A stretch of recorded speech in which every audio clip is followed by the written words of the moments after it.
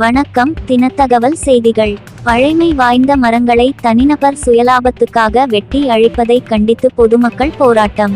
முத்தியால்பேட்டை பகுதியில் 300 ஆண்டுகள் பழமையான பசுமையான தேசிய அடையாளமான பனை உள்ளிட்ட மரங்கள் வெட்டப்படுவதை கண்டித்து பொதுமக்கள் போராட்டம் நடத்தும் சூழ்நிலை அந்த பகுதியில் அதிருப்தியை ஏற்படுத்தியுள்ளது.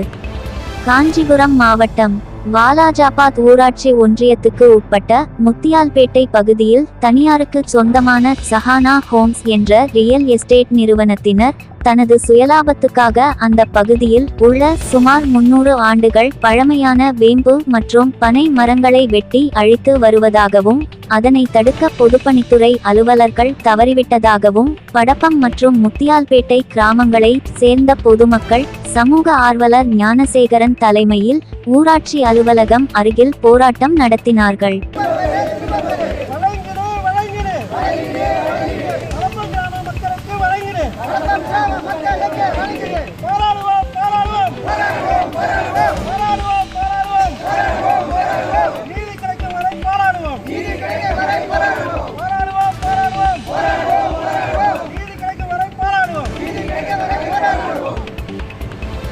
மேலும் வரலாற்று சிறப்புமிக்க பசுமை மரங்களை காக்க வேண்டும் எனவும் மரங்களை தனது சுயலாபத்துக்காக வெட்டி அழிப்போர் மீது கடுமையான நடவடிக்கை எடுக்க வேண்டும் எனவும் அழிவில் இருந்து மரங்களை காப்பாற்ற தமிழக அரசும் சுற்றுச்சூழல் பாதுகாப்புத்துறையும் இணைந்து போர்க்கால அடிப்படையில் நடவடிக்கை எடுக்க வேண்டும் எனவும் கோரிக்கை விடுத்துள்ளனர். தினத்தகவல் செய்திகளுக்காக காஞ்சிபுரம் மாவட்ட செய்தியாளர் சதீஷ். ஞானசேகரன். நான் படப்பம் கிராமத்துலேருந்து வந்திருக்கேன். எங்கள் ஊர் விவசாய நிலத்தில் பிளாட் போட்டு வித்துட்டு இருக்காங்க. இப்போது தனியாருக்கு எங்கள் ஊரை சேர்ந்த வண்டிப்பாதை பக்கத்தில் இருக்கிற தனியாருக்கு ஒரு வீட்டு மனை பிரிவு கொடுத்துருக்காங்க. அவங்க தொடர்ந்து வண்டிப்பாதையை மேற்கால் புறம்போக்க ஆக்கிரமிக்கிறது எண்ணத்தோட மரத்தில் வெட்டி சாய்ச்சிட்டாங்க. பனை மரத்தில் நாங்கள் கம்பெனி கொடுத்துருக்கோம். பனை மரம், வேப்ப மரம், புங்க மரம் மொத்தத்தையும் வெட்டி சாய்ச்சிட்டாங்க. நாங்கள் சம்மந்தப்பட்ட எல்லா அலுவலருக்கும் மாவட்ட ஆட்சியர், மாவட்ட வருவாய் அலுவலர், வட்டாட்சியர், எல்லா விஓஓ எல்லாருக்கும் கொடுத்துருக்கோம்.